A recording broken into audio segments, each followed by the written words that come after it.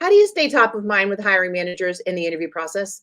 I mean, seriously, how do you make sure that they don't forget about you? Well, I'm going to explain all that to you today on Just Ask JT.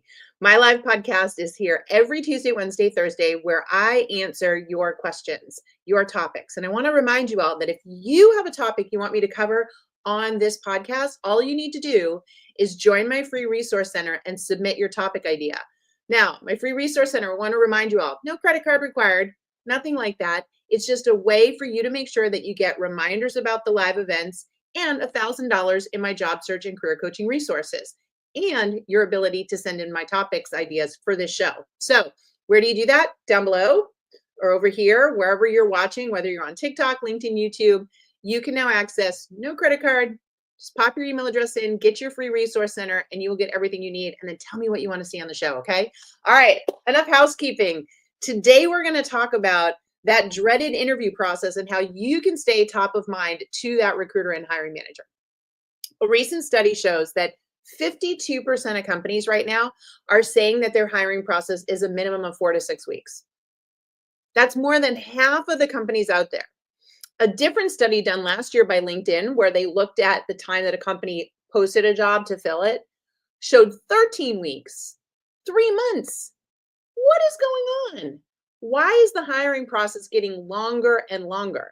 And there's more data to support that. If you don't believe me, just yesterday, January 7th, the time I'm recording this, Wall Street Journal published an article about the white-collar job recession and how the new Department of Labor data shows that the length of time to get hired is going up. Their data shows 6+ months on average for people to get a job. And if they were to segregate that out towards white collar workers, it's even higher. And I'm telling you, we're seeing over 9 months in the industry. Now, I'm proud to say that inside Work It Daily, we're saying less than half that. In our exit surveys, people are telling us that they're landing jobs within 2 to 3 months.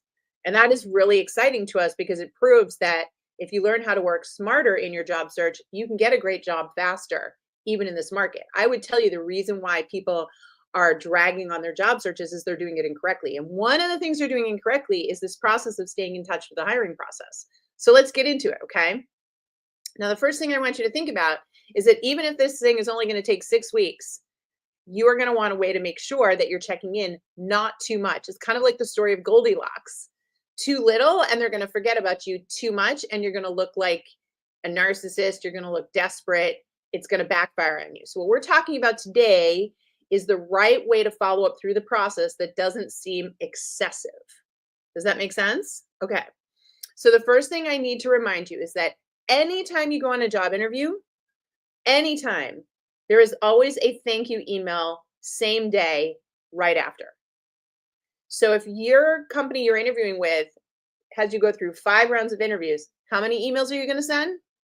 5.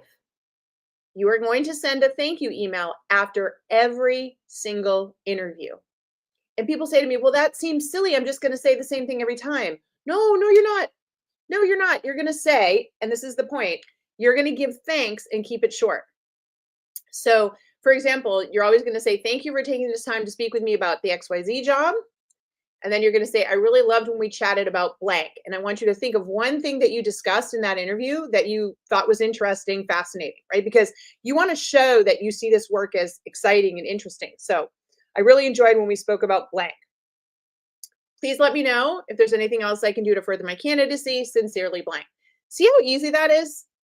It's literally 3 lines. Notice I didn't suggest you recap your experience. I didn't suggest you, remind them of how great you are. That is super narcissistic, it's lengthy, and nobody reads it. So if you follow my plan, it is very easy to send a thank you note after every single interview. And that alone is going to keep you in touch. Is that making sense, everybody? So rule number 1 through the hiring process is a very short thank you note where we only give thanks. We don't hype ourselves, we only give thanks, okay? Now, as you're going through this process, there may be gaps of time beyond a week.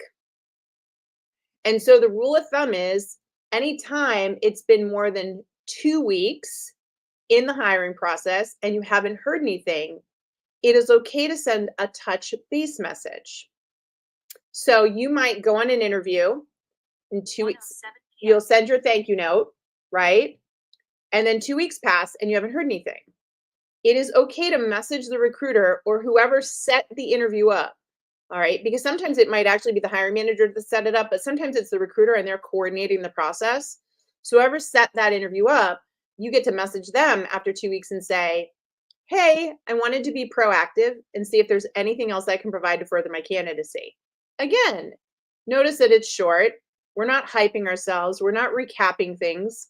We're just saying we want to be proactive and see if there's anything else we can provide. All right. Now, you probably won't hear back from them after that. Sometimes you do, sometimes you don't. Once you've sent that 2 week, you're done. We don't send any more. We don't send one a week later. We don't send one 2 weeks later. It is a one and done situation. And I will tell you why. Because if they scheduled an interview with you, they know where to find you. So you sent your thank you email, didn't hear anything. You sent your 2 week mark email, didn't hear anything. You're done. Something could be going on. They could be interviewing other candidates. The job could be on hold, whatever the reason is. But you don't want to keep messaging. That's when you look desperate. And that's going to work against you. What you don't ever want to do, especially in this market, is have a job crush. And I coach a lot of people through job crushes. What happens is they land an interview and they go on an interview, and after one interview, they're in love. And so they don't look for other jobs. And they sit around and they wait for this one company to call, right? So now you're completely distracted. 2 weeks passes. You send the follow-up email like I just suggested and nothing. In all this time, you could have been filling your funnel with other opportunities. You could have been dating. You're not exclusive yet. You went on one date. You went on one date with this company. There's no job crushing, okay? We're back at it. We're keeping ourselves busy. We're finding 10 other companies that we'd like to interview with, and we're using our back channeling techniques that we learned from JT, and we're filling the funnel of opportunity. Because if we sit in job crush and wait around only to find out we don't move forward, look at how much time we've just wasted. And what did I say at the beginning of this? Studies are showing it's taking anywhere from 4 weeks to 13 weeks to get hired. So you want to kick your job search out and make it months and months longer? Then sure, focus on one job, have a crush, and then when you don't get it, start over again. That's not what we're going to do. We're smart here in 2025, right? We know better. We're going to play the field. So recapping this, let's think about it. One email after every interview we go on. Always a thank you email, always short, never hyping ourselves. After 2 weeks of an interview and we've heard nothing, totally appropriate to check in with the person that coordinated the interview and see if there's anything else we can provide to further our candidacy. After that, we're done. They know where to find us. They will find us when they're ready. And we need to be busy, not job crushing. Does that make sense to everybody? LinkedIn, YouTube, yes. TikTok, yes. I need you to get clearer in this and really be smarter in this, because my heart's breaking out there right now. They're saying there's 7 million people looking for work in the US, and that 1.6 million of them have been looking for work longer than 6 months, and they are white collar workers. There are a lot of you out there, college educated, talented, who are making great salaries, who lost their job for whatever reason, and job search ain't working for you right now. Just going to call it. And a lot of times it's because we don't know the mistakes that we're making. One of the big mistakes I've seen is the follow-up techniques people are having through the hiring process. They're either being overly aggressive, like I said, or sitting around and job crushing and not realizing they need to get busy and find way more companies to interview with. As I mentioned yesterday, the data I'm seeing is that it's taking people about 10 sets of interviews, 10 different companies to land a job that they're really happy with. That's the average. Some people do it in fewer, some people it takes longer. So how are you going to get 10 different interviews going with 10 different companies? You've really got to ratchet things up. And then you follow the proper protocol of following up with them. Okay. Now, a couple questions I get sometimes is, JT, I went on an interview and there were 3 people. Do I send one email? One email to each one. You heard me. The emails I'm suggesting are short. They're not epic novels. You can write an individual email to each person. Let me tell you why. It shows attention to detail, and they historically will circulate them to one another, and they'll be like, wow, this person took the time to email each one of us a thank you. Okay. And then they'll be like, well, wait, JT, I interviewed with this person in round one, but then they were in the interview again in round three. Do I email them a thank you again? Yes. What did I say? The rules are simple. Anybody you interview with, you send an email thank you to. You keep it short, you give them thanks. We don't hype ourselves. If you follow this rule of thumb and then 2-week one-time rule, you will do just fine. Okay? And I know, and you're all going to come at me, and it's kind of like the dating rules. Like, you could probably bring a dating book into this right now. They'll be like, but wait, they had this going on. Oh, I should give them the benefit of the doubt. Or, oh, what if I forgot to tell them this? Or what if I just showed them this? No, no, no, no. It doesn't work that way. It doesn't. Your time to sell yourself is in the interview. That is it. Okay? And you trying to backtrack after the fact, or you trying to game the situation, works against you. Remember, I was in staffing and recruiting, and quite frankly, I consult a lot of companies on their staffing and recruiting. I know what's going on out there right now. And I will tell you what they like and they don't like. And what I am coaching you on right now is what they prefer. It is the right amount of contact in the right way. Remember, they're the customer. Okay? They're the customer. You're the salesperson. You're selling your services to them. You don't want to be that pushy, over the top, slimy salesperson, do you? No, you do not. That is why you follow these protocols and these strategies, so that you're doing the right amount of follow-up. Yes? Does that make sense? Can we all do that? But more importantly, can we make sure that we're not job crushing and we're filling the funnel and we're finding lots of other companies to talk to and engage with? That's what we need to be doing right now. We're not putting all our eggs in one basket. We're not sitting around waiting for the phone to ring. We're not doing that in 2025. No, we're not. We're worth more. We're getting out there and we're playing the career field. And that's what's going to get us the job that we want and deserve. Awesome. Excellent, excellent. Yes, very good. I also want to give a shout out to recruiter Amy Kraus. Amy, I love you so much. She is on LinkedIn. She's an incredible recruiter, and she's making a great comment again. She said, sending them each individual email. She goes, personalize each one, which is exactly what I was saying, but I love that you're reinforcing that, Amy, right?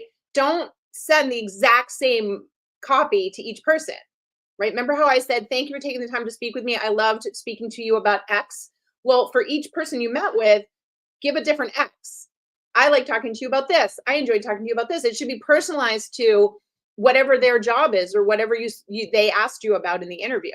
Because when they circulate the emails, they want to see that you didn't just like copy and paste. They want to see that you personalized each one. It's not going to take you long. It's 3 sentences. But Amy is spot on. I got a recruiter right here validating what I'm saying. It's those personal touches, folks. It's showing what you're going to be like to work with and the effort that you're willing to put in to differentiate yourself as a professional. This is where you break free of the pack. This is where you really stand out. I know for a fact, just so you know, I know many recruiting organizations who have a secret code, so to speak, which is they'll interview 5 people. And the first question is, who sent thank you notes? Who sent thank you notes? Every phase of the interview process. And guess who gets the ultimate job? The person that remembered to send a thank you note every single time. Just saying, it's a fact. A lot of companies are looking for that, right? They are the customer. You are the salesperson. Find the right balance. Yeah. Let's see. Oh, this is a good question from Amy over on LinkedIn. If it's okay, I'm going to bring this up. I think I just kind of want to answer to this piece here. I'm having interviews with hiring managers and then being sent on 4 or 5 additional interviews with people on the team or people I would be working with in this role, right? So you don't report to them. They would be your peers. Should I loop back with them? Again, rule of thumb. If I meet with 4 or 5 peers, I'm sending every single one of those peers a thank you note. That's all. I'm not constantly reaching back out to them. And that's one clarification I want to make here, folks. It's not everybody I met in the hiring process I'm reaching back to every single time. It's if I go on an interview with you, you're getting a thank you note from me. That's simple. And if I haven't heard anything in the process after 2 weeks, I am going back to who's been coordinating the interviews, because that is the person that is the point person for the job. In bigger companies, it's historically going to be that recruiter. But in smaller companies, it might actually be the hiring manager. Whoever's been coordinating your interviews is who you get to check in with at the 2-week point. But if you're meeting peers or you're meeting people that might be in another department that you'd work with, they get a thank you note. They took time to interview you. They get a thank you note. Yeah, very, very important. This is so interesting. I always thought that sending a thank you note was a little desperate. The opposite. It is a common courtesy. You got selected out of hundreds, and at this point in this economy, thousands of candidates to come on an interview. Show some thanks. Show some respect. People get, I get it. People are like, I took time out of my day to go on an interview and then I didn't hear back from them. I get that pushback a lot. And I have to keep reminding you, they are the customer. Whether you like it or not, they are the customer. You are the salesperson. So you are going to send the thank you notes. You are going to go the extra mile. You are going to jump the hoops because you want to get paid thousands of dollars. So I love that you asked this or made this comment, because there's so many people listening to this podcast right now that have had the same mentality.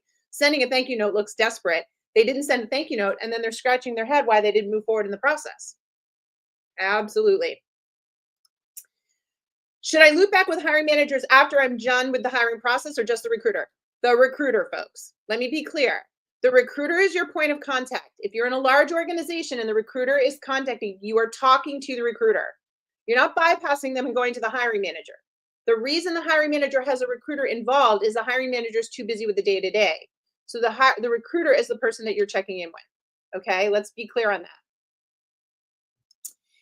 If you don't have an email for the interviewer, Amy's suggesting go back to who set up the interview and ask for it. I could not agree more. If you fail to ask the person's email address in an interview, a lot of times you can just figure out the way the company sets up emails, like first name, first initial, last name, and you can try to send it on your own. But if not, Amy's spot on.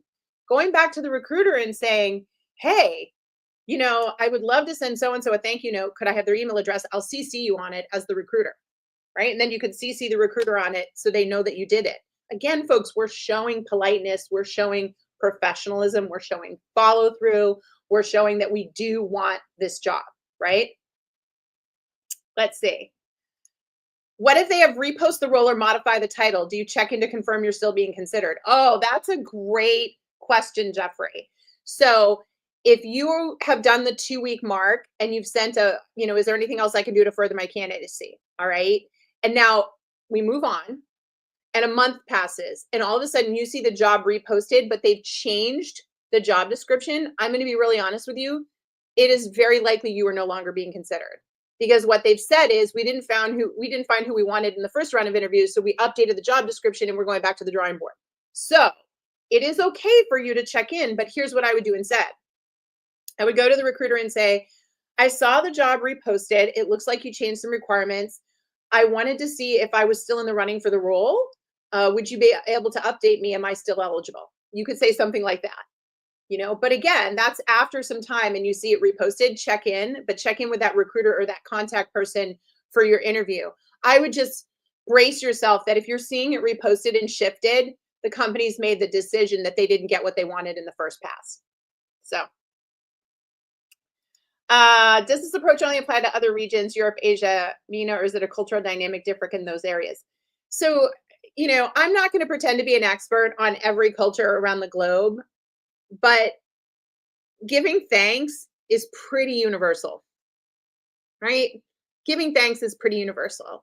And when you give thanks the way we're discussing, which is not hyping yourself, not talking about how great you are, just saying, thank you for the time together. I love talking to you about this. Would love to move forward in your process. No one's going to take offense to that. That's just a pleasantry. That's just the right thing to do. So I've yet to see this backfire on somebody, regardless of the cultural differences, especially when you're keeping it this simplistic. I get this question a lot. Didn't send the thank you note and a week has passed. Is it too late? It's never too late to send thanks. Never too late to send thanks. Absolutely not. I think you immediately get off this podcast and say, dear so-and-so, I can't tell you how much I enjoyed meeting you with last week. Love talking about XYZ. I hope I can move forward in the process. Boom, done. Don't apologize. Don't try to make excuses for not sending the thank you note. Just send it with that appreciation. Okay. We all learn from our mistakes. We're not going to go back and point out that we forgot to send the thank you note. We're just going to send the thank you note today. And I bet there's a lot of you on this call today that are going, oh my gosh, I got some thank you notes to send. Yes? Awesome. Okay. Folks, did you find this helpful? If you did, will you tell me in the comments below? Are you enjoying Just Ask JT? I go live 3 times a week, and each topic that I do each day is based on something you've submitted, my viewers have submitted. So if you are interested in submitting a topic, here's the only thing you need to do. Sign up for my free resource center if you're not already a member. That's where I send you reminders when I'm going live and access to the recordings. I also give you $1,000 worth of my proprietary courses. But also in that platform is where you can submit topic ideas. So if there's something you want me to talk about on this show, this is your chance. The free resource center is linked up here or it's down here. Get in there in 30 seconds of your topic and you might be my next discussion, my next topic. Again, we keep it anonymous. So if there's like a situation that you want me to talk about or just an overall theory or advice, just ask JT. That's what I'm here to do. Look, I can't work one-on-one with all of you. I wish I could, but I can't. And so in 2025, it is my mission to help as many of you as I can through this free resource center, through these 3 live podcasts that I'm doing each week. Okay, so please, I want to make sure that I can take care of you, especially my TikTokers over here, because we're probably going to lose TikTok. But for my YouTubers and my LinkedIn, the free resource center is how I can make sure that you're getting reminders that you can get access, but also you can send me your topic ideas. Yes? Fantastic. I'm going to have so many cool things getting popped into the free resource center this year. I'm going to blow your mind. My team and I are going to blow your mind. Again, I wish I could work one-on-one with all of you, but I can't. And so this is my way to give you as much value as I possibly can, okay? Please be careful out there. I will close by saying that. So many scammers out there right now, so many fake career coaches, so many people offering resume and LinkedIn services and scamming people. Do not waste your money. Do not waste your money. And check the credentials of these people. I've been doing this for 20 years after working as a staffing and recruiting executive. I study the trends. My team is highly trained. We are bringing you the latest advice rooted in research. And I just want to make sure you are getting the right advice. And that is my mission this year. Okay? All right. I love you all so much. I hope to see you in the free resource center. Come back tomorrow, right? I'll be live at 1 p.m. Eastern Standard Time. And if you're in the free resource center, you'll get a reminder and you'll get the email link, right? So you can come watch and join with me. Okay. I love you all. You're the best. Have a good day. Stay out of trouble and go send those thank you notes. Yes, we're going to go send those thank you notes. Excellent. That's what I want to see in here. I need more thank you notes. Now we know what to do. Bye, everyone.